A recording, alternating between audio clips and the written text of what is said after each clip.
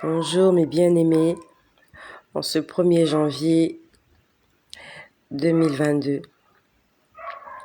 nous sommes en train de faire notre premier partage de 2022. Jésus-Christ est merveilleux, il nous a fait passer de l'autre côté.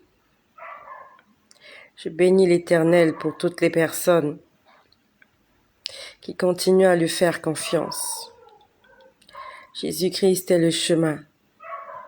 Jésus-Christ est la vérité. Jésus-Christ est la vie. Gardons la foi, car sans la foi, il est impossible de lui être agréable. Par ce partage, j'aimerais vous dire ce que le Seigneur m'a montré, m'a fait vivre pendant la traversée de 2021 à 2022, alors que nous étions à l'église. J'ai vu des choses. Et parmi les choses que j'ai vues à l'église, pendant qu'on priait, je pouvais voir une ville. Il y avait une ville.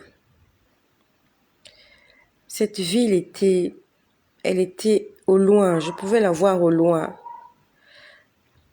Et c'est comme si on était en train de se rapprocher de cette ville. Cette ville était dans une certaine atmosphère différente. Quand je dis dans une atmosphère différente, en fait, ça ne ressemblait pas à l'atmosphère qu'on trouve sur la Terre.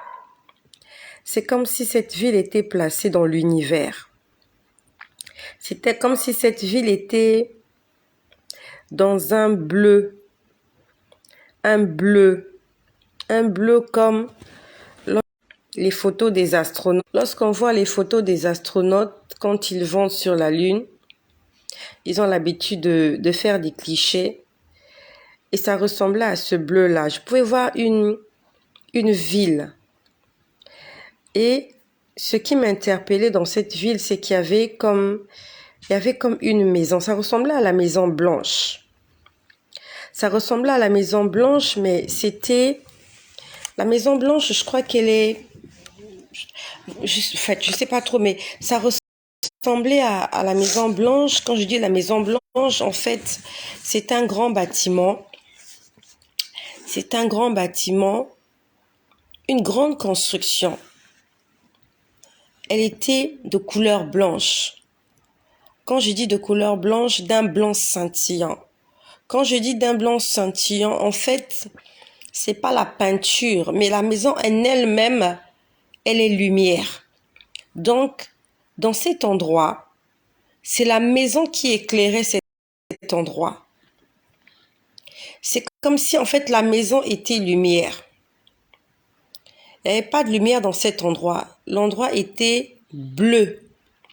Bleu comme le bleu qu'on voit lorsque les astronautes nous font des clichés de l'atmosphère. Et il y avait cette ville-là. Et à l'entrée de cette ville, c'était une ville lointaine. Je suis en train de te dire quelque chose que j'ai vu dans la nuit du 31 au 1er janvier 2022. Que le Seigneur bénisse ta présence en 2022. Que le Seigneur bénisse ton entrée en 2022. Toi, ma sœur, Florence Outinam. Que le Seigneur bénisse la RCA. Que le Seigneur bénisse tous les Africains de la Centrafrique. Sois bénie, ma sœur. Que le Seigneur se souvienne de toi. Accroche-toi à Jésus. Donc, je voyais cette ville de loin. Et devant la ville, il y avait ce grand bâtiment. C'était comme la Maison Blanche. Je pouvais voir cette maison. Devant cette maison, il y avait des colonnes. C'était la première des choses qu'on pouvait voir. Il y avait des colonnes, je ne sais plus exactement de combien. S'il n'y en avait pas 3, il y en avait 4. Des grandes colonnes. Et c'est comme si, lorsqu'on était en train de chanter, on était en train de s'approcher de cette ville-là. Puis après, J'ai vu des ballons. Bonjour à mon frère Sawadogo. Bonsoir aussi à toi. Bonne année 2022. Par la grâce du Seigneur, nous sommes passés de l'autre côté et je ne vais pas cesser de parler. Je vais continuer de faire mon travail. Je vais continuer de faire ce pourquoi Dieu m'a créé. Ils ont essayé en 2021, mais ils n'ont pas pu parce que mon Rédempteur est vivant et il est celui qui se lève en dernier lieu en ma faveur. Bonjour à mon frère Karim Kaboré. Bonne et heureuse année à toi aussi. Alors mon frère Frédéric, je sais pas, j'aimerais déclarer des paroles de bénédiction pour ton pays. Mon frère Karim Kaboré, j'aimerais aussi déclarer des paroles de bénédiction en cette année 2022 pour ton pays. Donc si tu me donnes le nom de ton pays, si tu me donnes aussi ton lieu de résidence, ton pays de résidence, je sais que ma sœur Florence, elle est de la RCA et elle vit en France. Je bénis la RCA, je bénis la France. Que ces deux pays soient consacrés à Jésus-Christ. Et qu'en cette année 2022, que les plans de l'Éternel pour la RCA, République centrafricaine, et pour la France, que tous ces deux pays soient sous le contrôle du Seigneur Jésus-Christ. Merci au Seigneur parce que pendant que je parle, il est en train de continuer à me parler. Et j'espère que je pourrai vous faire tout ça aujourd'hui pour me libérer. Donc je voyais des ballons tomber sur nous. Des ballons de toutes les couleurs. J'en avais des bleus, il y en avait des... Donc je voyais des ballons tomber sur nous. Comme lors des festivités. C'est quelque chose d'extraordinaire. C'est quelque chose d'extraordinaire. Que le Seigneur bénisse le Burkina Faso. J'ai un frère aussi au Burkina Faso.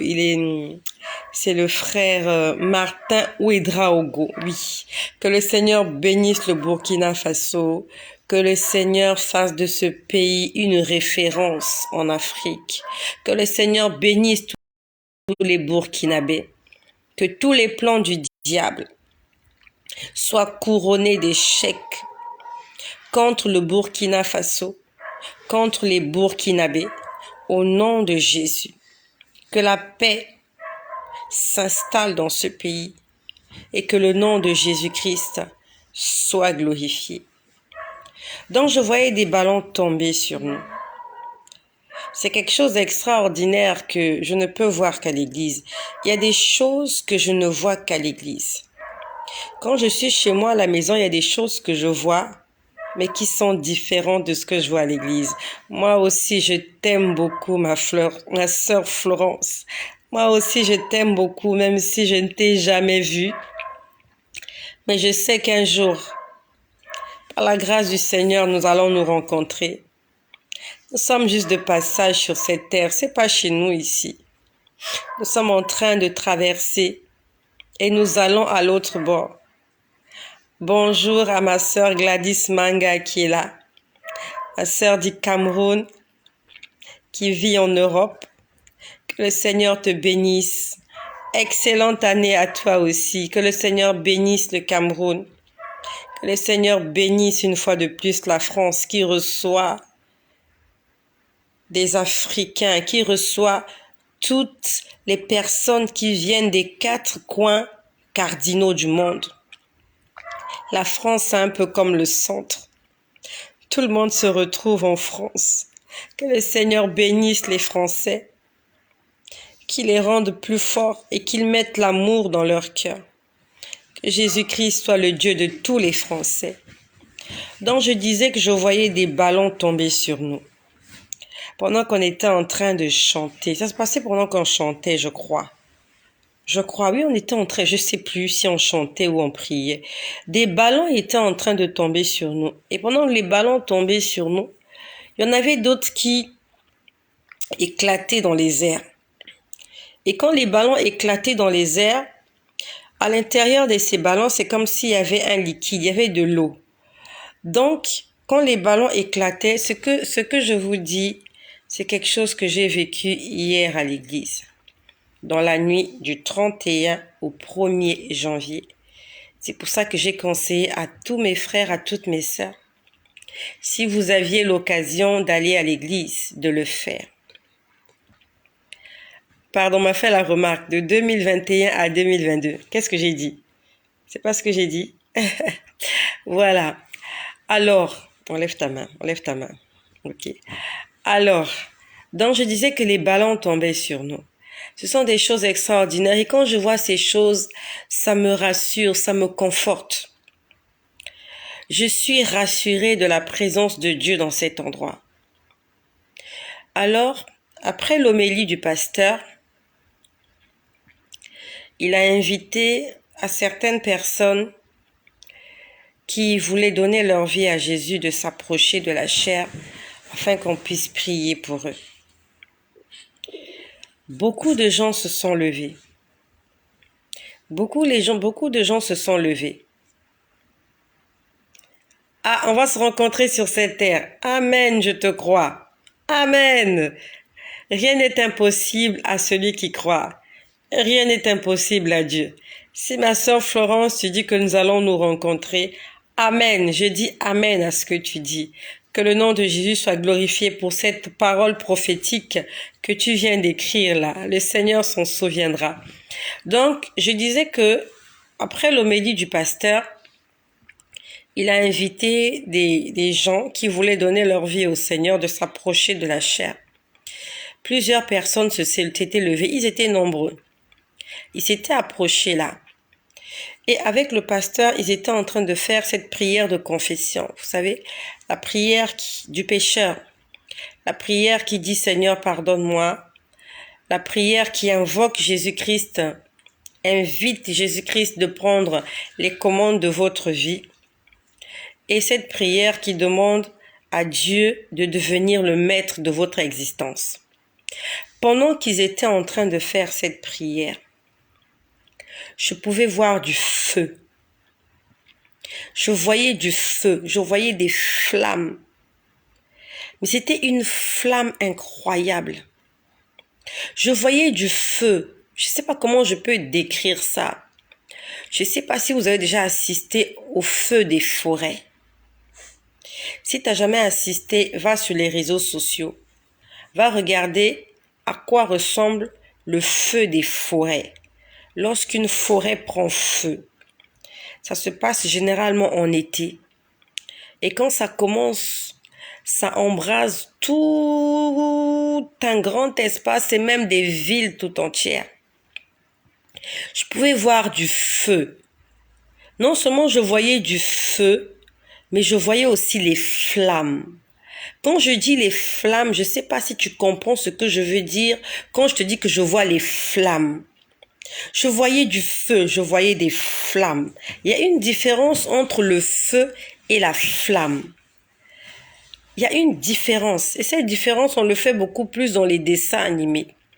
Dans les dessins animés, on peut faire la différence entre le feu et les flammes. Les flammes se trouvent dans le feu. Vous pouvez les voir, elles ont une certaine forme, les flammes. Donc je voyais des flammes. Je voyais des flammes, je voyais du feu, je voyais du feu, je voyais des flammes. C'était juste en face de moi. Puis après, dans ces flammes, j'ai vu la tête d'un animal. J'ai vu la tête d'un animal, c'était exactement un buffle. Je pouvais voir dans ces flammes la tête d'un buffle. Et ce buffle-là, il était en colère. Je pouvais voir ses cornes. Je ne voyais pas tout son corps. Je ne voyais que son portrait. On va dire la tête et le tronc et le thorax. C'est un buffle, c'est un animal. Donc je le voyais juste au niveau du tronc. Il était en colère, ce buffle-là. Il avait des cornes. Il grognait. Il grognait de colère. Il grognait de colère et il a fait ça pendant longtemps. Pendant que les gens étaient en train de se confesser. Pendant que des hommes, des femmes, des enfants étaient en train de donner leur vie à Jésus hier, 31 décembre 2021. En fait, on était déjà au 1er janvier, je crois. Enfin, je sais plus. Mais je voyais du feu. Je voyais des flammes. Et à l'intérieur de cette flamme, il y avait un animal. C'était un buffle avec des cornes en train de grogner. Tu sais comment on grogne? C'est ça, grogner. Comme un chien.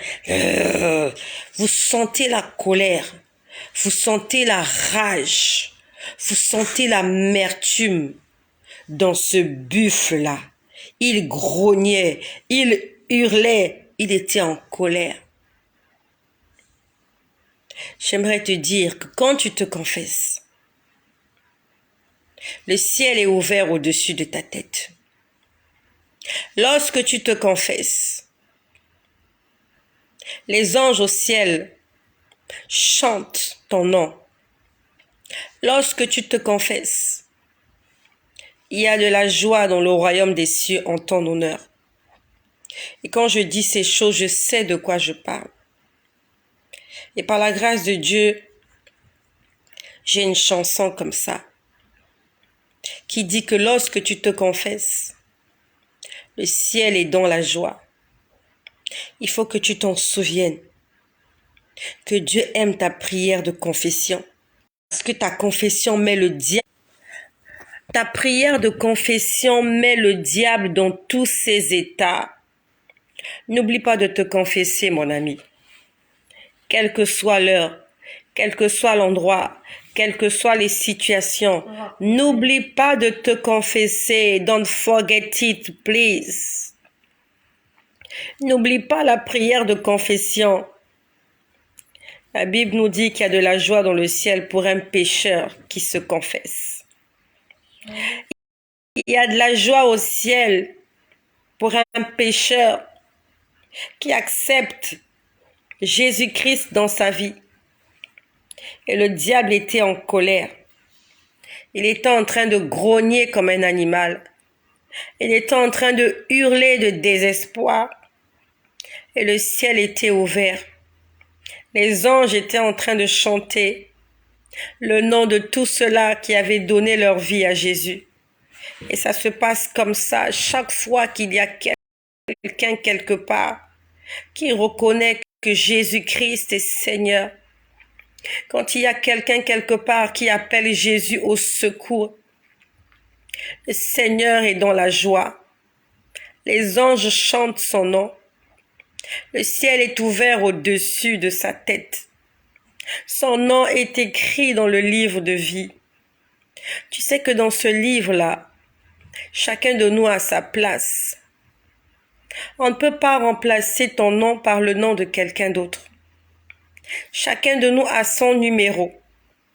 Quand je te parle de ça, je sais de quoi je parle. Si tu as le numéro 14, tu garderas ce numéro 14 jusqu'à la fin de ta vie. Ça veut dire que chaque fois que tu t'éloignes de Dieu, la place que tu devais occuper, le numéro, et ton nom disparaît. On ne peut pas mettre le nom de quelqu'un à ta place. Quand tu reviens au Seigneur, le nom réapparaît dans le livre de vie. Lorsque tu t'éloignes de Dieu, ton nom disparaît, mais tu gardes toujours le même numéro. Il faut que tu t'en souviennes. Jésus a pour toi une place de choix. Il t'a donné une place et personne ne peut la remplacer. Elle est ta place, elle est ta chaise, elle t'est destinée. C'est ta promesse. Et si tu veux en prendre possession, il faut que nous puissions rester fidèles, pas seulement toi, mais moi aussi. Si tu as le numéro 7, c'est ton numéro. Et si tu t'en vas, ce numéro-là restera vide. Si tu t'en vas, cette place, cette chaise qui t'est réservée, elle va rester vide. Je vous ai dit la dernière fois comment au début de ma conversion. Ça s'est passé un après-midi. J'étais à la cuisine, je sais plus trop ce que j'étais en train de faire, ou la vaisselle, ou la cuisine, je sais pas, mais j'étais en face de mon évier, en face des carreaux. En ce temps-là, la voix me parlait beaucoup. C'était une voix qui me parlait. Cette voix-là m'a beaucoup parlé, m'a beaucoup enseigné, m'a beaucoup éduqué, m'a beaucoup édifié. Nous étions en 2018 parce que ma conversion avait commencé en décembre 2017. Bonjour à Marcel de Leslie, fidèle au poste number one. Que le Seigneur te bénisse, te fasse du bien. Que le Seigneur se souvienne de toi, de ta foi, de ta consécration et qu'il te le rende au centuple. Que Jésus-Christ sèche tes larmes. Que Jésus-Christ réjouisse ton cœur. Sois béni, Marcel de Leslie. Sois béni. Sois béni, ma sœur. Sois richement béni. Donc, je vous ai dit que ce jour-là, il m'a dit, regarde, tout est prêt. Et je pouvais voir l'image était sur ma droite. Je voyais une longue table, une très longue table. Autour de cette table, il y avait des chaises. Cette table-là avait une longueur, en fait, et les chaises étaient de couleur rouge. Je vous ai dit que ce jour-là, je pouvais voir quelque chose de particulier. Il y avait des écrits sur le dossier de la chaise. Je vous en ai déjà parlé. Et ces écrits-là étaient dorés. Ils étaient écrits en une langue, c'était comme des signes. C'était comme des hiéroglyphes. C'était comme de l'araméen, je sais pas, quelque chose comme ça. Je sais pas, le mot araméen revient dans ma bouche quand je parle de ces choses-là. Moi, je sais pas parler l'araméen, je sais pas à quoi ressemble l'araméen, mais je sais pas, quand je parle toujours de ce que j'avais vu ce jour-là, de cette table, il y a quelque chose qui me dit araméen. C'était écrit en araméen, je sais pas. Donc, chacun de nous a une chaise préparée. Lorsque tu acceptes Jésus-Christ dans ta vie, automatiquement, Dieu t'invite à sa table. Ça s'appelle la table du Seigneur. Tu as une place. Tu as ton identité. Tu as ton numéro de référence. C'est comme ton code à barre.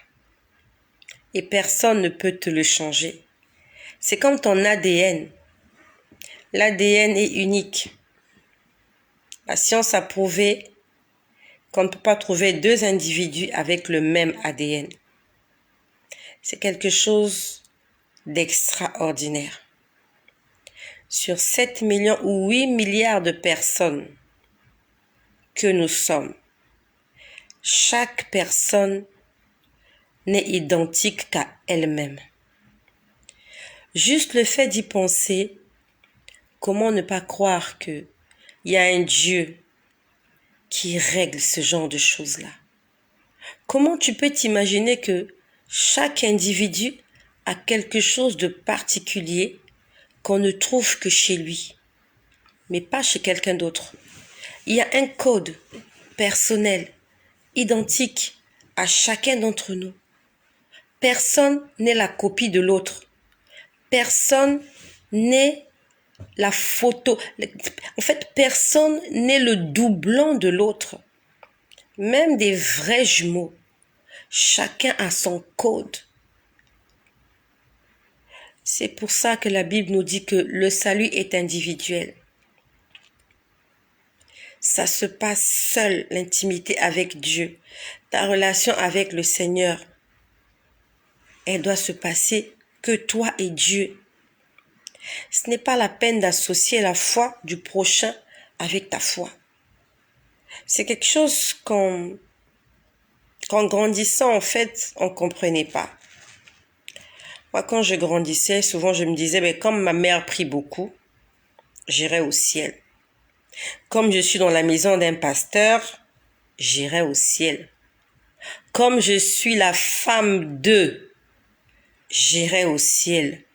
Comme je suis l'enfant du pasteur, je suis désolée, mon ami, que tu sois la femme du pasteur, que tu sois le mari de l'évangéliste, que tu sois l'enfant du diacre, que tu sois le père, je ne sais de qui. Ce qui appartient à l'un n'appartient pas à l'autre. Les récompenses ne sont pas communes. Le salut n'est pas commun. Chacun de nous doit se battre pour son salut. La Bible nous dit, depuis Jean-Baptiste, le royaume des cieux est forcé. Et ce sont les violents qui s'en emparent. Si tu ne te fais pas violence, si tu ne dures pas, si tu ne traites pas durement ton corps, ton être, ton âme et ton esprit, tu vas perdre tes récompenses. Ton intimité avec Dieu doit être personnelle. Moi, mon intimité avec Dieu, elle est personnelle. Cela n'engage que Dieu et moi. J'ai toujours dit à mes enfants, c'est pas parce que maman prie beaucoup que Dieu te fera entrer au paradis. Non. Quand je prie beaucoup, c'est mon âme que je suis en train de nourrir. C'est mon esprit que je suis en train d'alimenter. Vous êtes peut-être sous la protection de mes prières. Vous profitez de cela. Mais le salut est exempté de la protection divine que Dieu peut vous apporter au travers de moi. C'est quelque chose vraiment, quand je grandissais, ça nous a trompés. Je me disais, ma mère prie beaucoup, Dieu va me sauver. Je vis dans la maison d'un pasteur, Dieu va me sauver. Je vis, mon mari, il est pasteur, Dieu va faire ceci. J'ai un oncle qui est ceci, Dieu va faire, Dieu va faire. Je suis désolée. Un chef d'État sur son passeport, c'est écrit chef d'État. Sur le passeport de l'enfant, c'est écrit fille de chef d'État.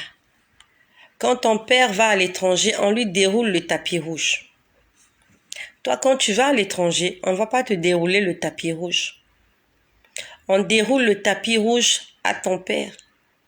Tu as certaines faveurs que tu bénéficies parce que tu es la fille d'eux. Mais tu n'as pas toutes les faveurs. Lui, il sera accueilli par le chef d'État de ce pays-là dans lequel lui va. Toi, tu ne seras pas accueilli par le chef d'État. Ils vont t'envoyer une garde, mais ils ne vont pas te dérouler le tapis rouge. Le chef de l'État ne viendra pas te prendre, comment je peux dire, au tarmac. Tu as certaines faveurs parce que tu es la fille d'eux, mais tes faveurs sont limitées. C'est quelque chose qui nous a trompés quand on grandissait. Et il faut qu'on change nos mentalités. La Bible nous dit, chacun de nous comparaîtra seul devant le tribunal de Dieu. Je suis venue vous parler de ce que j'ai vu hier à la veille de prière. Et j'aimerais rester dans ce cadre-là. J'aimerais pas témoigner de ce que j'ai vu ailleurs, sinon je serais trop longue. Et pour terminer, je fais aussi cette vidéo pour les frères et les sœurs qui étaient présents à la veille de prière, qui n'ont peut-être pas l'occasion de voir ces choses-là. En fait, c'est pour fortifier tous mes frères. C'est pour fortifier tous mes frères qui viennent à l'église avec moi, qui fréquentent la même église que moi et peut-être aussi d'autres églises, qui adorent Jésus-Christ en esprit et en vérité. C'est pour vous fortifier. Si le Seigneur me permet de voir ces choses, c'est pas pour que je puisse les garder, mais c'est pour que je puisse les partager, afin que nous soyons tous fortifiés, que nous soyons encouragés à nous accrocher à Jésus-Christ. Donc, pour terminer, ça s'est passé, nous étions déjà le 1er janvier. Je crois qu'il devait être 4 heures passées.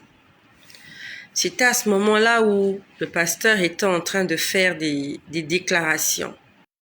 Lorsque le pasteur était en train de faire des déclarations prophétiques sur la nouvelle année, je pouvais voir une image. Je voyais un village. Je voyais un village et ça ressemblait vraiment au village, des villages anciens. Bon, je suis pas une personne ancienne. Moi, je suis née, je suis née en plein modernisme. Je pouvais voir des villages anciens. Quand je dis des villages anciens, vous voyez, dans le film de Jésus, le genre de décor qu'il y avait. Vraiment, ça ressemblait aux villes anciennes. Vous voyez, quand on lit dans les livres d'histoire, quand on voit des images archéologiques, lors des fouilles archéologiques, vous voyez vraiment des maisons construites en pierre cuite, ce genre de choses-là.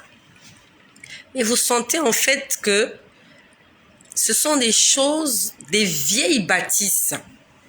Donc je peux voir une ville. La terre était jaune. La terre était jaune, merci pour les cœurs, c'est gentil, que Jésus-Christ vous fasse du bien, c'est gentil, merci à toutes mes sœurs que Jésus-Christ m'a données, soyez bénis, je vous fais plein de gros bisous en cette nouvelle année 2022, gros bisous à toutes mes sœurs que Jésus-Christ m'a données au travers de cette chaîne, à tous mes frères, que le Seigneur Jésus se souvienne de vous tous. Donc, pour terminer, je veux dire, je voyais cette ville. La ville était un peu éloignée. Mais, j'aimerais vraiment vous expliquer ce que j'ai vu. Je pouvais voir qu'en fait, il y avait deux villes. Il y avait deux villes. Les villes étaient un peu éloignées, mais c'était des vieilles villes. Et je voyais des bœufs. Je voyais des bœufs. Ces bœufs-là étaient en train de tirer, comment on appelle ça, une charrette. Bon, je vais dire ça comme ça. J'aimerais vous faire un dessin, mais c'est difficile, compliqué. Donc, je vois des bœufs en train de tirer une charrette. Et dans cette charrette, je vois une caisse de couleur triangulaire. Cette caisse-là, elle était dorée. Donc, j'ai vu cette image. Bonne année à mon frère Jean, bonne année à Émilie Yeboah, bonne année à Aristide Alapini, mon frère béninois qui vit au Canada, c'est ça, mon frère béninois qui vit au Canada. Que le Seigneur bénisse le Bénin, qu'il bénisse le Canada, qu'il bénisse tous vos pays d'origine et vos pays de résidence. Donc je disais, bonne année à Benoît Martingou, bonne année, que Jésus-Christ te fasse du bien, mon frère Benoît. Oui, c'est notre premier partage de 2022. Et par la grâce du Seigneur, je vais revenir tout à l'heure pour vous dire ce que le Seigneur m'a montré ce soir. Parce que je ne l'ai pas noté, c'est très important. Si je le garde, je ne dois pas le garder. Je vais faire la vidéo. Je vais la faire là tout de suite. Donc, soyez connectés. Quand je finis avec celle-ci, je fais une autre pour que je puisse me reposer en paix. Donc, je voyais des bœufs. Je crois que c'était un bœuf ou deux bœufs. Ils n'étaient pas nombreux. Je crois qu'ils pouvaient être deux, ou un bœuf ou deux bœufs, en train de tirer une charrette. Et cette charrette-là quittait d'un village à un autre. Cette charrette, en fait, les bœufs allaient tout seuls. Ils étaient en train d'avancer tout seuls. Bonjour que Jésus-Christ soit glorifié. Carole, j'étais en train de penser à toi tout à l'heure. Je suis en train de parler à Abondancia Divina. C'est bizarre, je pensais à toi tout à l'heure avant de faire la vidéo. Je me disais, mais ça fait longtemps Ça fait longtemps que j'ai pas vu Carole. J'espère que tu vas bien, Carole. J'ai pensé à toi.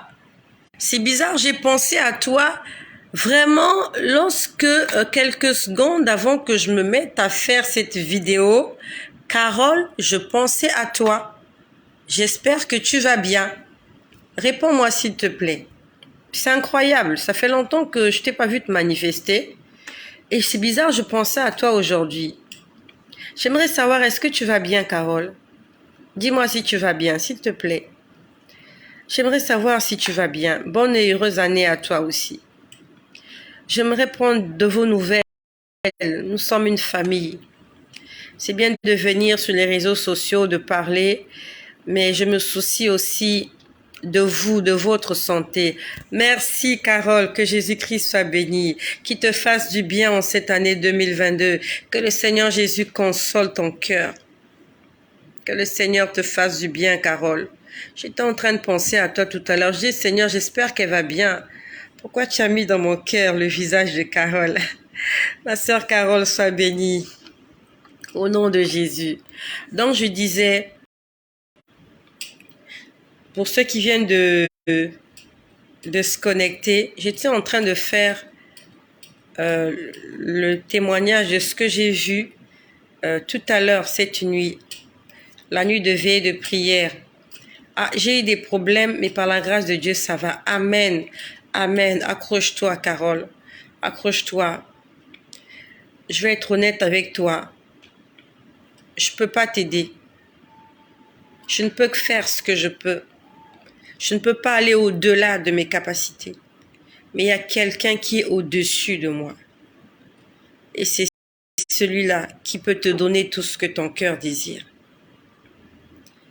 Celui qui peut te donner tout ce que tu veux, c'est Jésus. Aucun pasteur, aucun prophète, aucun évangéliste ne peut combler ton cœur comme Dieu peut combler ton cœur. Même si tu consultes les prophètes, ils ne peuvent pas tout te dire. La Bible nous dit, vous connaissez en partie et vous prophétisez en partie. Celui qui connaît tout, c'est Dieu. Nous avons souvent l'impression, quand nous sommes en face des hommes et des femmes de Dieu, qu'ils connaissent tout. Il connaît toute ta vie, il va te raconter toute ta vie, il va t'expliquer toutes les choses. Je suis désolée. Celui qui connaît toutes ces choses-là, c'est le Saint-Esprit. Et moi, je peux m'exprimer ainsi, je peux être claire dans ce que je dis. C'est par la sagesse que le Saint-Esprit a mise en moi. De moi-même, je ne sais pas faire ces choses-là. Celui qui me guide, il s'appelle Emmanuel, Dieu avec nous. Et c'est celui-là que je présente à toutes les personnes qui viennent vers moi. Quand quelqu'un vient vers moi, je lui dis, c'est pas moi qui fais, c'est lui qui fait. C'est pas la peine de mettre ta foi en moi. C'est pas la peine de t'accrocher à moi. Accroche-toi à lui. C'est lui qui fait tout. Et pendant que je suis en train de parler de ça, je me rappelle de quelque chose. Je ne vous l'ai pas dit. Jésus-Christ est merveilleux. Ça va prendre une autre tournure. Bon, c'est pas grave. J'espère. Seigneur, aide-moi. Un jour, ça s'est passé un après-midi. En 2021. Bon, parce qu'on vient d'arriver en 2022. J'étais en train de prier. J'étais en train de prier et le Seigneur me montrait quelque chose. Pendant que je priais, je voyais des gens en face de moi. Donc c'est comme si tu vas casser la tablette là. Donne-moi ça. Arrête ça, tu vas casser. Donc c'est comme si pendant que je priais, je suis montée à une autre dimension. Ce que je te dis, ce sont des choses vécues. Ça s'est passé là, en fin d'année. Pendant que je priais, c'est comme si je suis montée dans une autre dimension. Je pouvais me retrouver quelque part dans un endroit et il y avait des gens qui me regardaient. Ils étaient tous habillés en blanc. Et ils étaient là, ils me regardaient, ils étaient nombreux. Je ne sais pas, il y avait une intelligence en moi. Il y avait en moi une intelligence qui me disait que j'étais en face des apôtres. Je ne sais pas comment je peux justifier ce que je dis. Ce que je dis, ça n'engage que moi-même. Mais il y avait une intelligence qui me disait, tu es en face des disciples. Alors ne me demandez pas.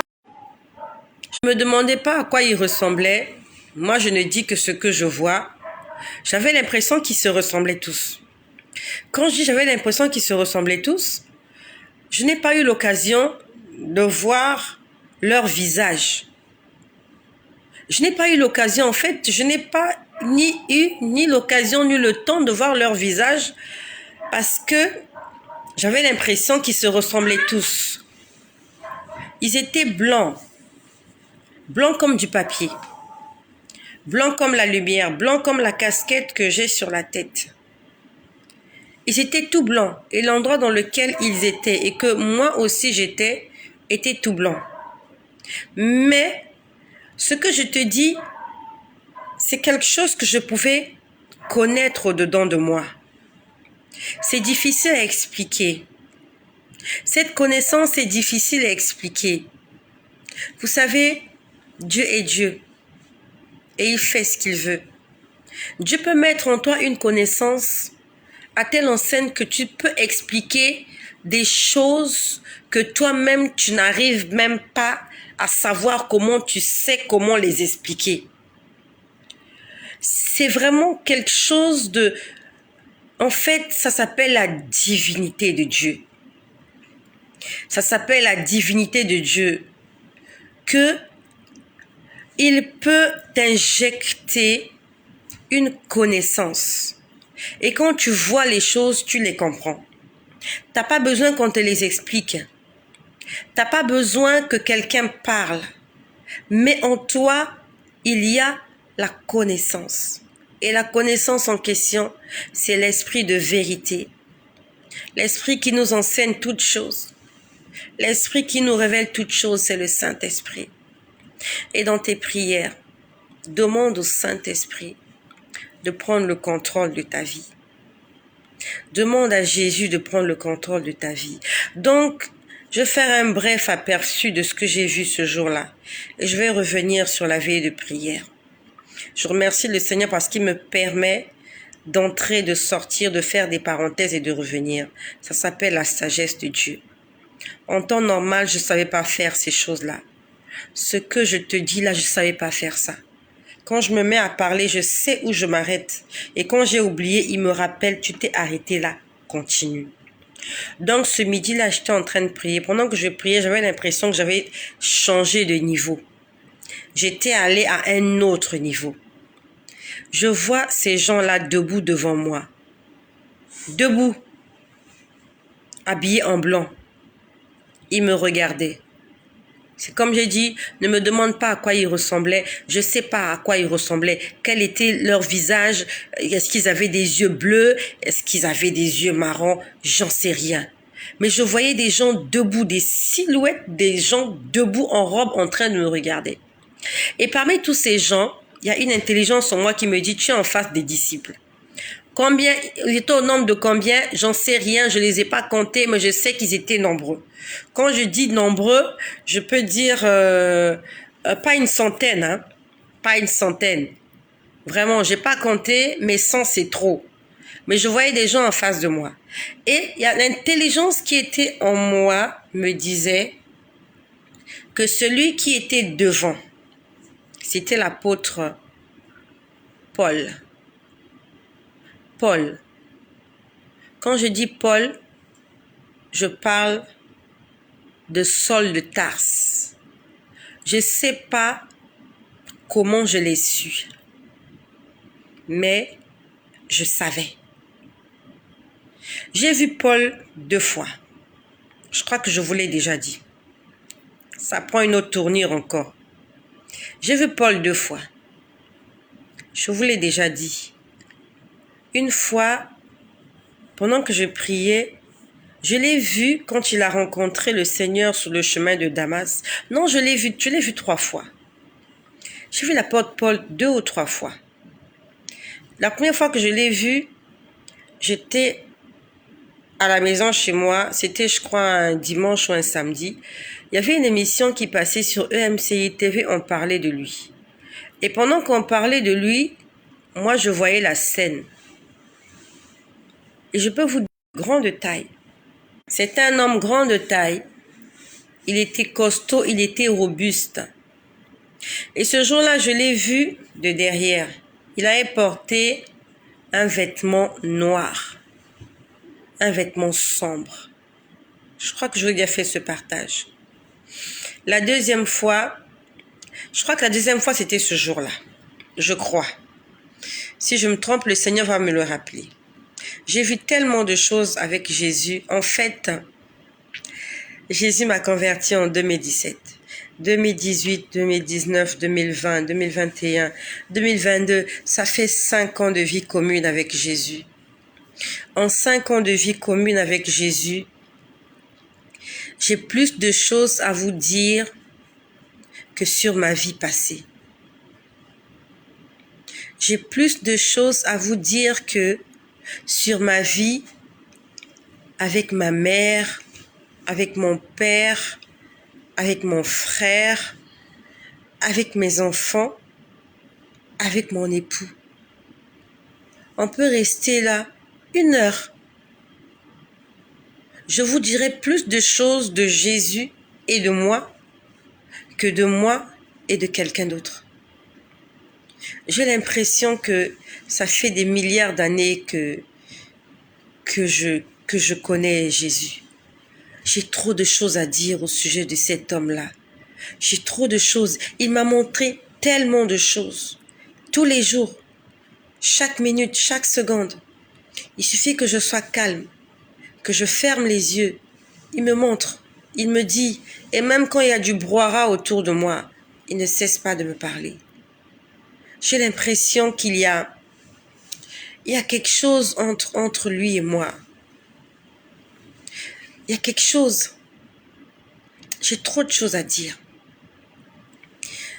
Ce que je vous dis, je ne l'ai jamais dit parce que j'ai pas eu le temps. J'ai pas eu le temps, mais je l'avais noté quelque part et je l'ai retenu. Donc, je pouvais voir que l'apôtre Paul était devant moi. Et j'avais l'impression que parmi tous ces apôtres qui étaient là, c'est lui qui était le chef. Parce qu'il était juste devant. Il n'a pas parlé. Ils m'ont rien dit. Personne n'avait parlé ce jour-là. J'étais juste en face des hommes habillés en blanc, dans un endroit parfait. Et je sais que celui qui était juste en face de moi, c'était Paul. J'ai voulu lui dire quelque chose.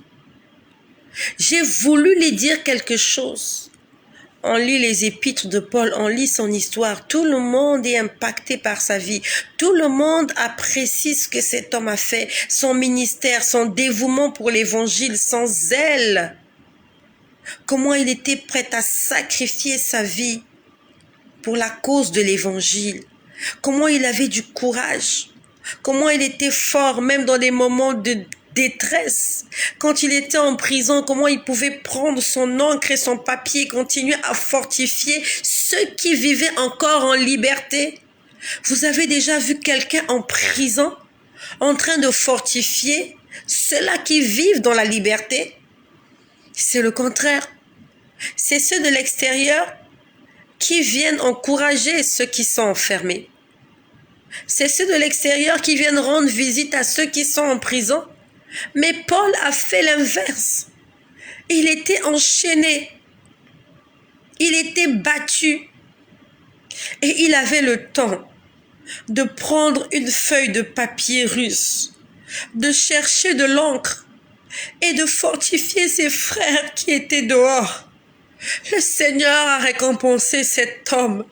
Cet homme est un homme fort. Combien de personnes peuvent se comporter comme Paul pendant que toi-même tu traverses la galère? Tu es en train d'exhorter, tu es en train de fortifier, tu es en train d'aider.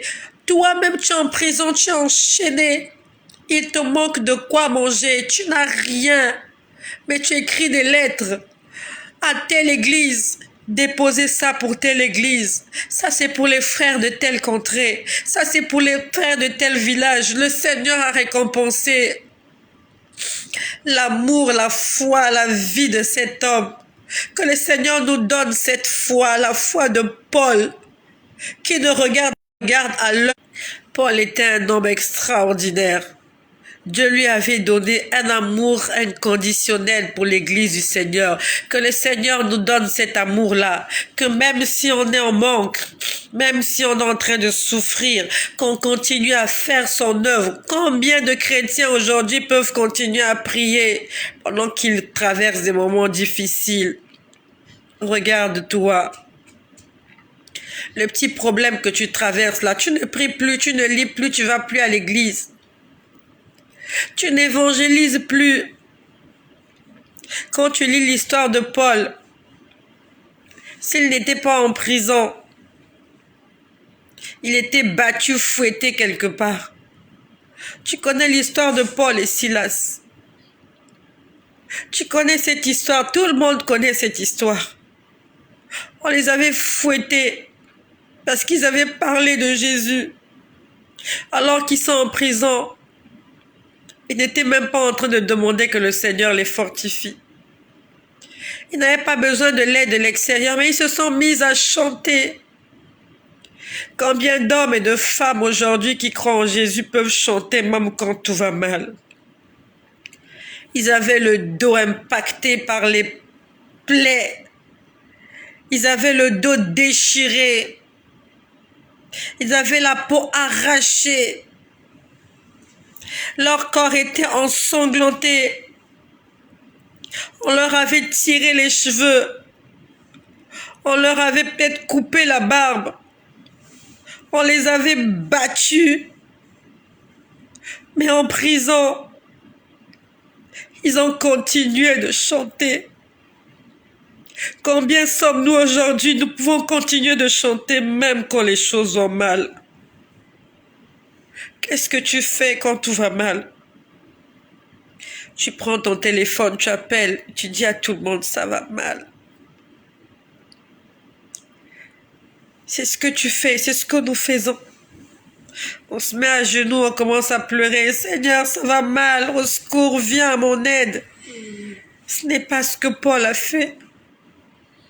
C'est pour ça que j'aime la chanson qui dit « Quand je ne sais comment le dire, je me mets à chanter que l'Éternel est bon, que l'Éternel est bon, que l'Éternel est bon, il est bon pour moi. » Paul n'a pas demandé à manger. Ils n'ont pas demandé la liberté. Ils étaient en train de louer le Seigneur. Combien sommes-nous? Nous sommes prêts à louer le Seigneur même dans des situations difficiles. Combien, quand tu entends ces choses, est-ce que tu aimes Jésus? Est-ce que tu aimes vraiment Jésus pour ce qu'il est ou alors pour ce qu'il t'a donné? Pourquoi tu pries? Pourquoi tu vas à l'église? Pourquoi tu suis Jésus? Parce que tu as besoin de faveur? Ou juste parce que tu as besoin de lui dans ta vie? Pourquoi tu suis Jésus? Parce que tu veux qu'il te bénisse? Tu veux qu'il te fasse du bien? Ou alors tu le suis parce que sans lui, tu ne peux pas vivre. Paul, il suivait Jésus parce qu'il savait que sans Jésus, il ne pouvait pas vivre. On leur avait arraché leurs vêtements. C'est sûr qu'ils avaient l'estomac vide. Ils avaient la bouche sèche. Parce qu'ils n'avaient pas bu l'eau, ça faisait longtemps. Leur corps était couvert de poussière. Et en dessous de la poussière, il y avait du sang. Il y avait des blessures qui saignaient. Ils avaient sûrement le visage tuméfié. Ils avaient des courbatures, ils avaient mal. Mais ils avaient encore la voix pour chanter Dieu. Et le Seigneur a récompensé la foi de ces hommes-là. Aujourd'hui, on s'appelle chrétien. Combien sommes-nous à être prêts à mourir pour Jésus? Si aujourd'hui, des terroristes font irruption dans ta maison, là où tu te trouves, je ne sais pas quelle heure il est. Si des brigands entrent chez toi maintenant, avec une arme à feu ou avec une arme blanche, et qu'ils te posent la question de savoir, si tu renies Jésus, nous allons te laisser la vie sauve. Et si tu continues à confesser Jésus, nous allons te tuer. Qu'est-ce que tu vas faire? Avec un fusil, c'est mieux. Parce que tu dis qu'il va tirer un coup et tu vas mourir. Il va te dire non, je vais te dépecer. Il va utiliser une arme blanche. Il va utiliser une arme blanche pour que tu sentes la douleur. Tu as déjà vu comment on égorge un poulet? Tu as déjà vu comment on égorge un cochon? Tu as déjà vu comment on égorge un mouton? Ils vont te dire, nous allons t'égorger. Et avant de t'égorger, nous allons te faire souffrir. Jusqu'à ce que tu renies ce Dieu-là, que tu prêches sur les réseaux sociaux. Je te laisse imaginer. Tu es en face de ces gens-là. Ils sont juste en face de toi. Ton cœur bat la chamade. Tu es à genoux devant eux parce que tes pieds tremblent. Tu réalises que tu es impuissant. Tu as même fait des urines parce que, pris par l'effet de panique et de surprise et de pleurs et de tout et de l'adrénaline, tu as fait pipi sur tes vêtements. Peut-être même que tu as fait dans ta culotte à cause de l'émotion. Tu te mets à transpirer. Tu te mets peut-être à vomir. Ils te disent, fais un choix. Choisis entre Jésus et la vie. Qu'est-ce que nous allons choisir? Aujourd'hui, nous sommes tous nombreux là. Oui, j'appartiens à Jésus. Nous crions partout sur les réseaux sociaux. Et si Dieu veut mettre à l'épreuve ta foi, même pas ta foi, ton amour pour lui, ta préférence, si tu préfères Jésus à la vie. Nous lisons partout comment il y a des chrétiens qui sont persécutés en Inde, en Afghanistan, partout. Nous prions pour eux, oui, c'est facile de prier pour les autres à distance, mais est-ce que nous nous mettons à leur place? Ils ont leurs maisons brûlées. Leurs églises sont brûlées. Toutes leurs affaires sont jetées à la poubelle. Ils n'ont plus rien, ils n'ont plus de papier. Toutes leurs économies sont pillées. Leurs femmes sont violées. Leurs enfants sont martyrisés à cause de Jésus. Est-ce que tu peux te mettre à la place de tous ces gens-là? Tu es tranquille chez toi, Kuna Matata. Nous sommes le 1er janvier, tout va bien. Mais il y a des gens qui vont pas bien. Il y a des gens quelque part qui ne peuvent pas avoir accès à Internet comme toi. Il y a des gens qui n'ont pas d'eau courante, qui n'ont pas d'électricité. Il y a des gens qui n'ont pas l'air conditionné. Il y a des gens qui n'ont pas le 1/10 de ce que tu as. Toi, tu dors sur un lit et il dort à même le sol. Quand il fait froid, tu as une couette. Eux, ils n'ont même pas un drap. Ils ont à peine leurs vêtements comme couverture. Tu dors avec les volets fermés. Eux, ils dorment à la belle étoile. Avec les cafards, les souris, les rats, les moustiques et tous les insectes qui peuvent t'empêcher d'avoir une nuit paisible. Tu as déjà dormi à la belle étoile dans la forêt.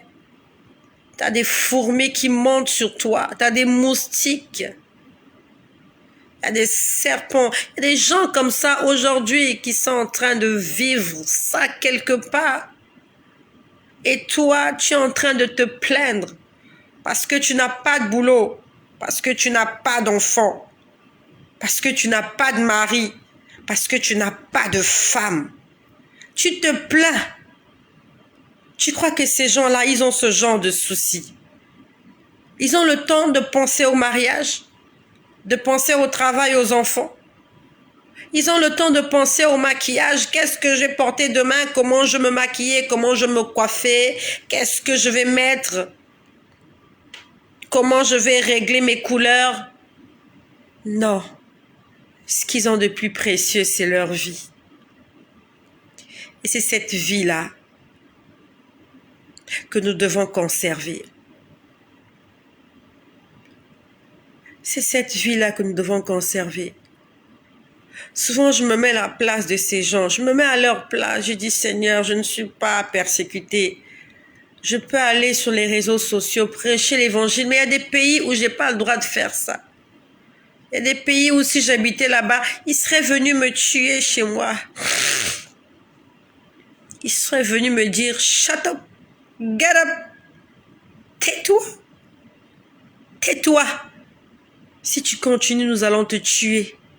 Non seulement si tu continues, tu fais un choix aujourd'hui où tu te tais, où nous allons t'aider à te taire. Est-ce que tu t'es déjà mis dans cette position-là? Est-ce qu'une fois tu as déjà imaginé te retrouver dans ce genre de situation? Qu'est-ce que tu vas faire? L'apôtre Paul, lui, n'a pas réfléchi. Pour l'évangile, il était prêt à tout. Il a dit, pour ce Dieu-là, je donnerai ma vie. Et Jésus l'a récompensé. Donc ce jour-là, j'étais en face de l'apôtre Paul. Je ne peux pas te le décrire. Il était dans la lumière. Et j'ai voulu lui parler. J'ai voulu lui dire quelque chose. Parce qu'on a tant lu les histoires de l'apôtre Paul. Il est le seul qui a écrit beaucoup de livres. J'ai voulu lui dire quelque chose. Il m'a dit, chut, il m'a fait ça. Ce que je te dis, je te parle sous le contrôle de Jésus. Cela n'engage que moi. Tu n'étais pas là ce jour-là. J'étais seule dans mon intimité avec Dieu quand je voyais ces choses. Et si je mens, un jour je serai condamnée pour ce que je dis. Le Dieu du ciel et de la terre qui m'écoute, il sait si ce que je dis est vrai ou faux. Il n'y a que lui qui peut confirmer ce que je dis. Cela n'engage que moi. Il y a des commentaires qui passent là souvent pour dire tout et n'importe quoi. Faites vos commentaires. Faites vos commentaires. Ce que j'ai vu, vous ne l'avez pas vu.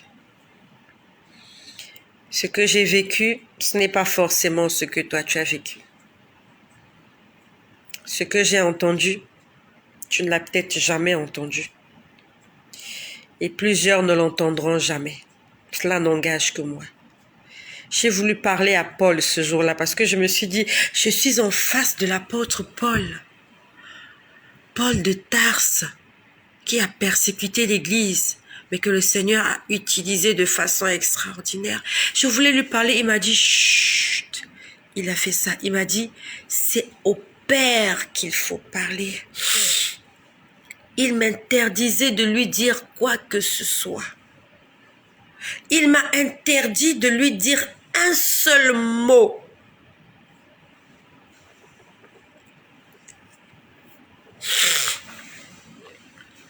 Aujourd'hui, plusieurs personnes adorent Jésus, adorent Marie, Plusieurs personnes adorent Marie, la mère de Jésus. Quand tu prends Marie, tu la mets en face. Quand tu prends Paul, tu mets Paul en face de toi. Donc Marie est en face de toi, Paul est en face de toi. Entre les deux, qui a vraiment servi Dieu? entre Marie et l'apôtre Paul? Vous êtes nombreux qui êtes là. J'attends votre réponse. Entre Marie et Paul, l'apôtre Paul qui a écrit les épîtres, qui a écrit aux églises. Entre Paul et Marie, Marie, mère de Jésus, femme de Joseph. Entre les deux, qui a beaucoup servi Dieu? De qui on a beaucoup parlé dans la Bible? Entre les deux. Entre les deux, qui a fait des miracles au nom de Jésus? Ah, c'est l'apôtre Paul. Paul, ok. Paul, d'accord. Aristide dit Paul, Benoît dit Paul, Gladys Paul, Marcel Paul. Mais pourquoi on adore Marie? Marie n'a rien fait. Marie n'a fait aucun miracle. Marie n'a fait aucun miracle. Même quand Jésus prêchait, elle n'était jamais là. Elle venait de temps en temps lui faire un petit coucou. Nous connaissons tous quand les disciples de Jésus viennent le voir pour lui dire « Seigneur, ta mère et tes frères te cherchent ». Qu'est-ce que Jésus leur a dit? « Qui est ma mère? Qui sont mes frères ?» Marie n'a rien fait. Paul a fait des choses pour Dieu. Paul a fait des choses avec Dieu. Paul, il a une référence. Paul a écrit. Marie n'a rien écrit. Il n'y a pas une lettre de Marie quelque part. Alors, je te laisse imaginer. Si Paul, que Dieu a utilisé puissamment, je suis en train de travailler, tu vois pas? Si Paul, que Dieu a utilisé puissamment, m'interdit de lui adresser la parole, ce que je dis, ça n'engage que moi. Il y a des gens qui vont écouter la vidéo, qui vont faire les commentaires. Fais les commentaires. Fais les commentaires. Si tu n'as pas envie de croire à ce que je dis, ne le crois pas. Je ne vais pas t'adorer ou te supplier pour que tu me crois. Ce que je dis n'engage que moi. C'est moi qui ai vu. Et c'est moi qui viens vous le dire.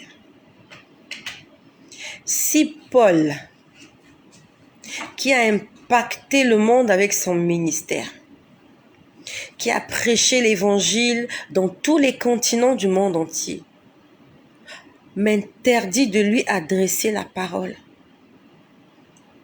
est-ce que c'est Marie qui me permettra de lui dire quoi que ce soit? Ça veut dire que dans le royaume des cieux, Paul est supérieur à Marie. Parce que quand j'ai vu ces gens en face de moi, je savais que c'était les apôtres.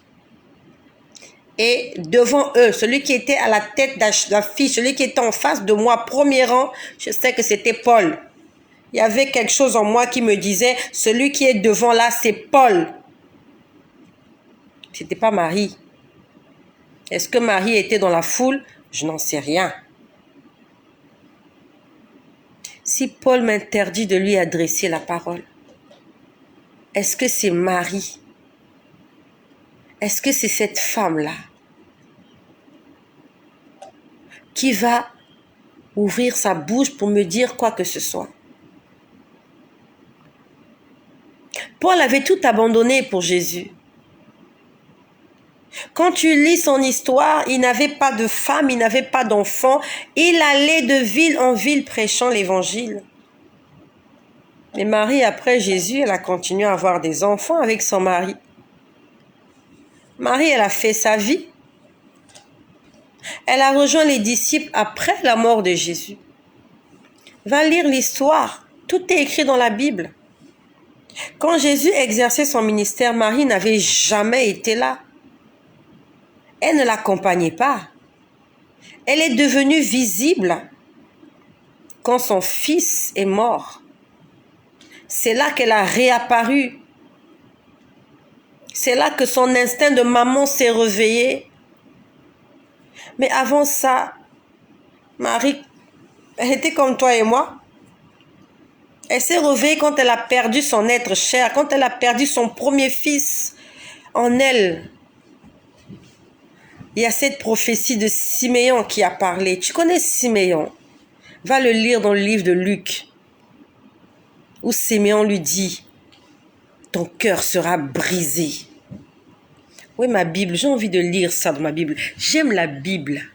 Ma Bible, elle est où? Peut-être. Cherche-moi ma Bible. J'aime lire la Bible. J'aime lire la Bible. Mon ami, tout est écrit dans la Bible. J'aime la Bible. La Bible, c'est la parole de Dieu. Je te laisse ouvrir le livre de Luc. Pour qu'on ne dise pas que j'ai inventé des histoires. D'accord? Nous sommes dans le livre de Luc. C'est Jésus-Christ qui est en train de nous conduire. Jésus nous conduit et merci pour toi qui es scotché, attaché là. Nous allons lire. Tu peux ouvrir ta Bible. Donc, nous sommes dans le livre de Luc au chapitre 2. Alors, nous allons commencer au verset 25. C'est l'histoire de Siméon. Donc, je vais récapituler l'histoire pour que la lecture ne soit pas très longue. Et c'est bien de lire la parole de Dieu parce que lorsqu'on dit des choses, on a des références bibliques. Donc, Jésus est né et 8 jours plus tard, conformément à la loi de Moïse, il fallait amener le petit garçon pour le présenter au temple. Et lorsqu'ils vont au temple, ils rencontrent cet homme qu'on appelle Siméon. Nous sommes dans le livre de Luc au chapitre 2 à partir du verset 25. Je fais la lecture. Et voici, il y avait à Jérusalem un homme appelé Siméon. Cet homme était juste et pieux. Il attendait la consolation d'Israël et l'Esprit Saint était sur lui. Il avait été divinement averti par le Saint-Esprit qu'il ne mourrait point sans avoir vu le Christ du Seigneur. Il vint au temple, nous sommes au verset 27.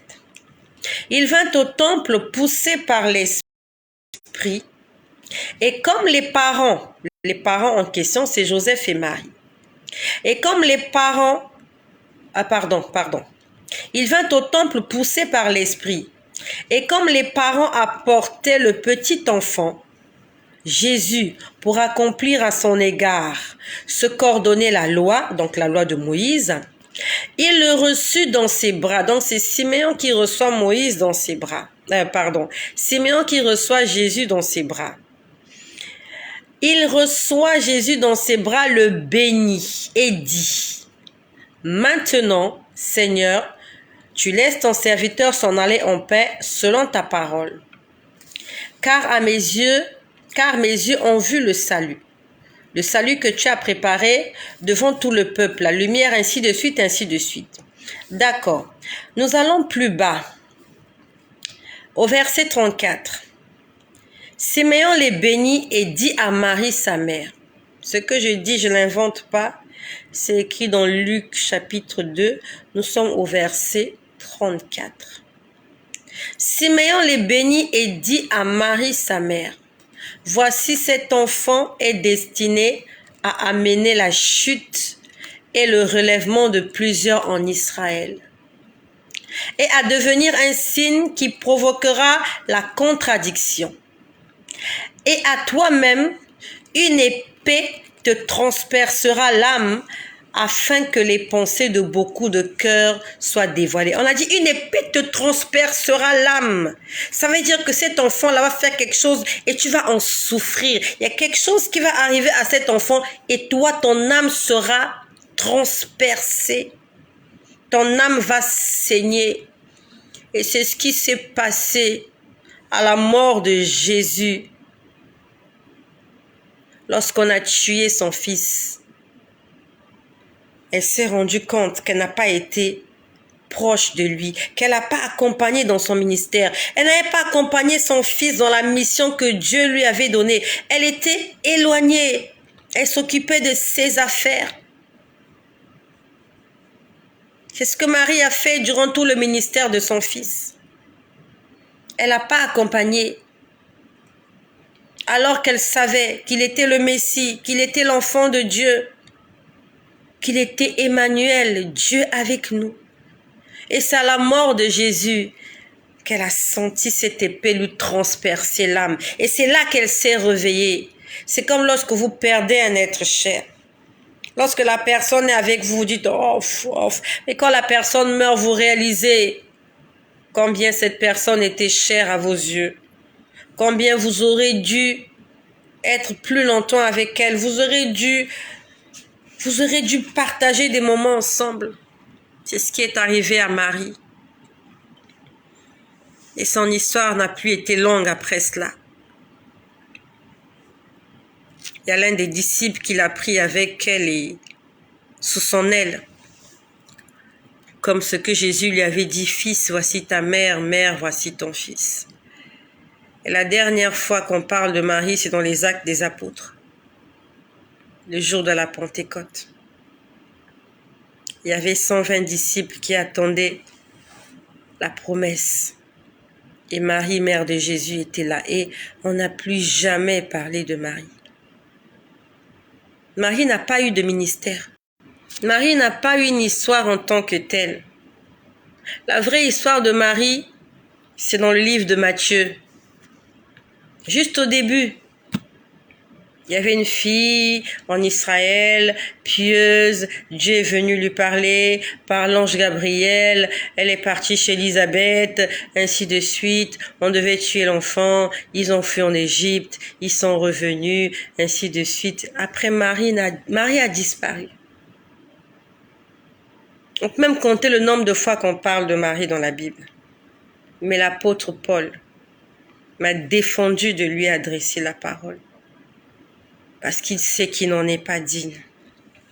Un seul est digne de recevoir nos louanges, nos adorations, nos actions de grâce, nos prières, nos acclamations.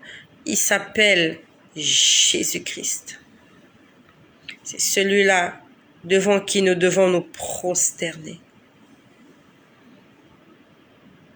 Il est le Dieu admirable, le Père éternel, le Prince des rois de la terre, l'ami fidèle. C'est lui qui parle dans nos cœurs. L'apôtre Paul m'a dit ce jour-là, il m'a dit, adresse tes prières, parle à celui qui est en haut. Et ils sont à un niveau inférieur et à un niveau supérieur. Là où le trône de Dieu règne dans les cieux des cieux, des cieux, des cieux, qui ne peuvent le contenir. Oh, j'attends avec impatience ce jour-là où j'entrerai dans mon éternité. J'attends avec impatience. Je n'ai plus peur de la mort. Avant, j'avais peur de la mort. Je n'ai plus peur de la mort. Parce que je sais qu'aujourd'hui que la mort est le seul moyen actuellement par lequel je peux rencontrer mon Créateur. La mort est le seul moyen par lequel je peux entrer dans mon éternité. La mort est le seul moyen par lequel je peux accéder à mon repos. Je suis fatigué. Je n'aime rien sur cette terre, il n'y a plus rien qui me plaît. La bouffe ne me plaît pas, les vêtements ne me plaisent pas. Rien ne me plaît sur cette terre, si ce n'est que mon intimité avec ce Dieu-là. Je n'ai pas peur de la mort. Et si aujourd'hui quelqu'un venait pour m'aider à passer de l'autre côté, que la volonté de Dieu soit faite. La volonté de Dieu soit faite. Que la volonté de Dieu soit faite. Est-ce que tu peux le dire? Est-ce que tu peux prendre le courage d'accepter la volonté de Dieu? Ou bien tu veux faire accepter Dieu ta volonté? Tu dis à Dieu, non Seigneur, je veux que tu fasses comme ça. Mais qu'est-ce que Dieu dit? Que ta volonté soit faite sur la terre comme au ciel. C'est la volonté de Dieu qui doit être faite dans nos vies. Et ce n'est pas notre volonté qui doit être faite dans nos vies. Est-ce que tu es prêt? Est-ce que tu es capable? Est-ce que tu peux prendre le courage de le dire? Seigneur, que ta volonté soit faite dans ma vie. C'est difficile à dire parce que tu ne connais pas la volonté de Dieu dans ta vie. Tu ne la connais pas. Ton passé, tu le connais. Ton présent, tu le vis. Le lendemain, tu ne le connais pas. Et tu dis à Dieu, Seigneur, fais comme tu veux. C'est difficile à dire. C'est difficile à dire. Mais un véritable enfant de Dieu qui fait confiance en son Dieu, qui sait que ce Dieu-là a pour lui des projets de paix et de bonheur, sans inquiétude, sans réfléchir, les yeux fermés, il va dire, Seigneur, que cela se fasse selon ce que tu as décidé. Comme Jésus dans le jardin de Gethsémani. Au départ, il dit, Père, il était angoissé, il était attristé, il était faible. À un moment donné, il dit, Père, éloigne de moi cette coupe. Mais après, il se ressaisit. Il dit, pas ma volonté, mais ta volonté, Père. Ta volonté. Il a tracé pour chacun de nous un chemin. Et c'est le meilleur des chemins que nous puissions prendre sur cette terre. Tous les chemins que tu vas tracer, des pistes aléatoires que tu mettras à gauche et à droite ne te conduiront pas vers ta destinée. Si tu veux entrer dans ta destinée, tu dois passer par là où Jésus-Christ t'attend. Ça, c'était pour l'apôtre Paul. Je vais terminer, par la grâce de Dieu, à vous dire ce que j'ai vu cette nuit. Dans la nuit de la traversée du 31 décembre 2021 au 1er janvier 2022, je voyais une charrette qui était tirée par 1 ou 2 bœufs, maximum 3, pas plus, parce que je ne voyais pas beaucoup de pattes de mammifères. Il n'y a pas beaucoup. Quand il y a beaucoup de pattes, ça se voit. Il n'y a pas beaucoup de pattes. Donc, ils étaient en train de tirer une charrette. Personne ne conduisait cette charrette-là. Ils tiraient cette charrette tout seul. C'était des bœufs. Et à l'intérieur de cette charrette, il y avait comme un grand coffre. Un grand coffre. Un grand coffre. Comme un coffre fort. C'était de... vous savez la forme, je crois, carrée. Carré, c'était comme un coffre fort. Vous voyez comme les coffres des pirates là, quand on voit les films des pirates ou des dessins animés. C'était un grand coffre comme ça, il était de couleur dorée. Quand je dis doré, il avait la couleur de l'or. Donc je voyais cette image de cette charrette là poussée par des bœufs. Et à l'intérieur de la charrette, il y avait cette grosse caisse. Ça s'est passé pendant que le pasteur était en train de faire des déclarations prophétiques. Quand je vois l'image, j'ai pas compris. J'ai rien compris du tout. Le Seigneur me l'a expliqué. Il me dit, l'image que tu vois, c'est l'image de l'arche. Je ne sais pas si tu as lu cette histoire dans l'Ancien Testament. C'est important de lire l'Ancien Testament. Ne te focalise pas seulement sur le Nouveau Testament. Je n'ai pas dit que le Nouveau Testament, c'est pas bon. Non. Va lire aussi l'Ancien Testament. Va prendre quelques bases là-bas afin de comprendre l'histoire du peuple d'Israël. L'arche de l'Alliance avait été construite par Moïse. Et l'arche de l'Alliance représentait la présence de Dieu en Israël. Ce sont des enseignements que tu peux recevoir si tu lis l'Ancien Testament. Si tu n'as pas lu l'Ancien Testament, il te sera difficile de comprendre ce que je vais dire aujourd'hui. Quand je parle de l'arche, quand je parle du tabernacle, ça sera difficile pour toi. En ce temps-là, il y avait l'arche de l'alliance, l'arche de l'Éternel. Ça représentait la présence de Dieu en Israël. Et tant que l'arche était en Israël, les enfants d'Israël remportaient toujours les combats en face de leurs adversaires. Il est arrivé au temps de Élie. Quand je dis Élie, c'est quand on repart dans l'histoire de Samuel. C'est comme je t'ai dit, si tu n'as pas lu l'Ancien Testament, tu ne peux pas comprendre ce que je dis. Au temps d'Élie, Samuel était un petit garçon. Samuel était le fils de Anne. Anne, cette femme qui avait des problèmes de conception et qui était allée au temple faire un deal avec Dieu, on va le dire comme ça. Et Dieu lui a donné son premier fils, Samuel. Et après Samuel, elle a eu d'autres enfants. Donc, Samuel était au service de Dieu dans le temple avec Élie. Élie était le sacrificateur. Et en ce temps-là, la sacrificature allait... Je répète que si tu n'as pas lu l'Ancien Testament, ce que je vais te raconter là va te paraître du charabia. C'est pas grave. Je continue l'histoire. Donc, Élie est un sacrificateur et il a des fils. Ses fils ne se conforment pas aux exigences du Seigneur. On va dire que ses fils étaient désobéissants.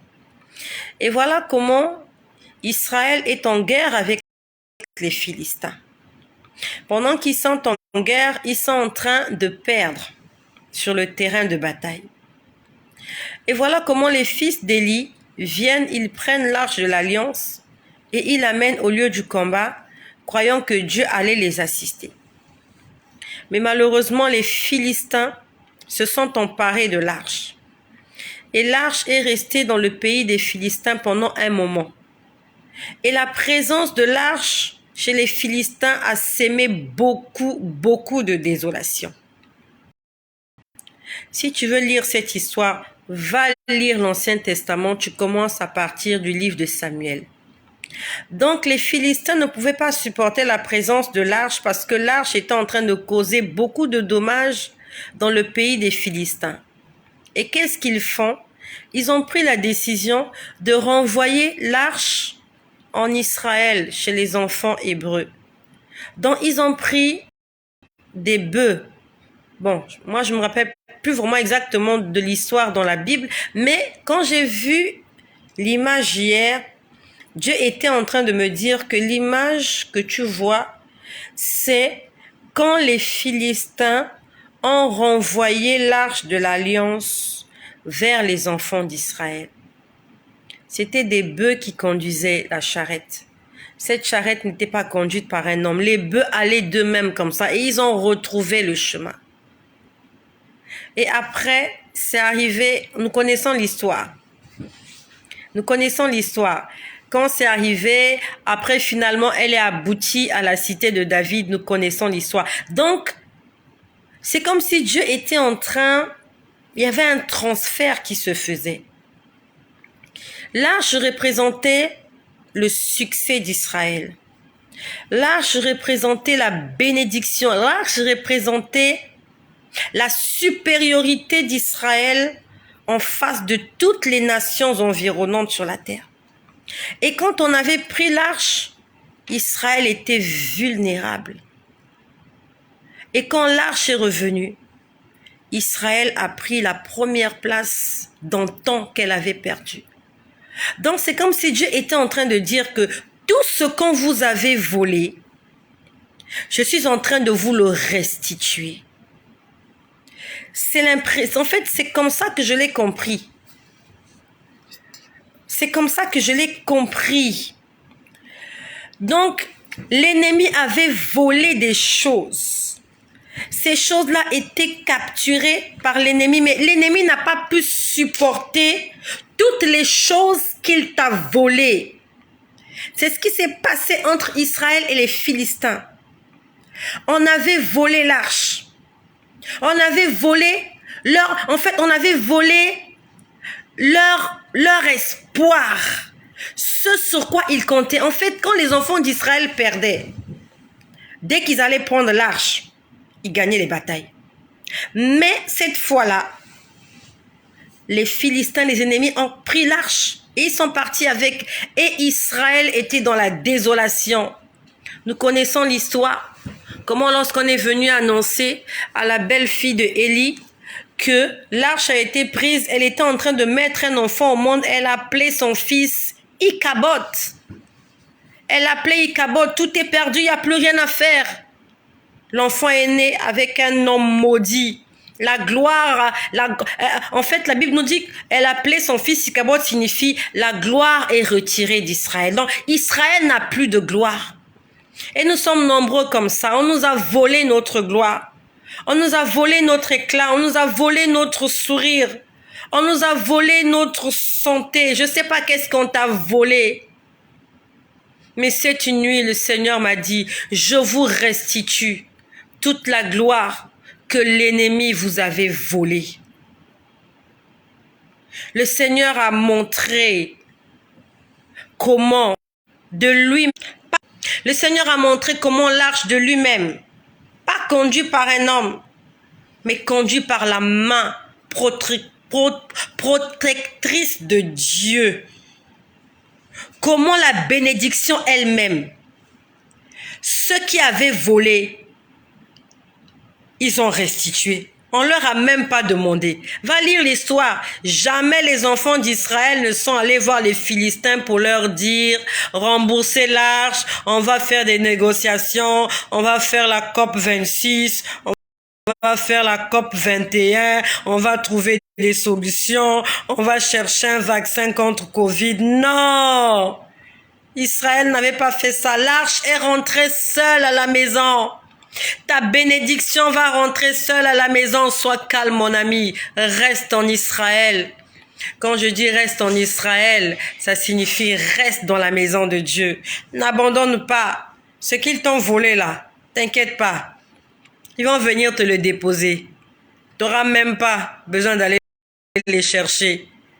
Ils vont te l'envoyer par courrier ou je sais pas par WhatsApp ou quoi. Tout ce qui t'ont volé, ta gloire, ton succès, ton évolution, ta prospérité, ta santé, tout ce qui t'ont volé, si tu crois en ce Dieu-là, si tu crois en ce Dieu-là qui a fait alliance avec Israël, il s'appelle El Shaddai, il s'appelle El Elyon, il s'appelle El Roy, il s'appelle Jéhovah Jireh, celui qui pourvoit, même quand il n'y a rien, même quand tu traverses le désert, même quand tu traverses la vallée de l'ombre de la mort. Tu es là comme Élie. Il y a la famine en Israël, il n'y a pas de pluie. Le Seigneur t'envoie des corbeaux pour te donner du pain et de la viande. Tu es un enfant de Dieu, tu es dans les mains de l'Éternel. Tu es en train de traverser le désert, tu étais en Égypte et tu vas à Canaan. Alors que tu passes tes 40 ans dans le désert, tes chaussures ne se sont pas déchirées, tes vêtements ne se sont pas usés et il y a du pain qui tombe tous les matins pour te nourrir. Ça s'appelle la providence de l'Éternel. Soyez bénis et que Jésus-Christ soit glorifié.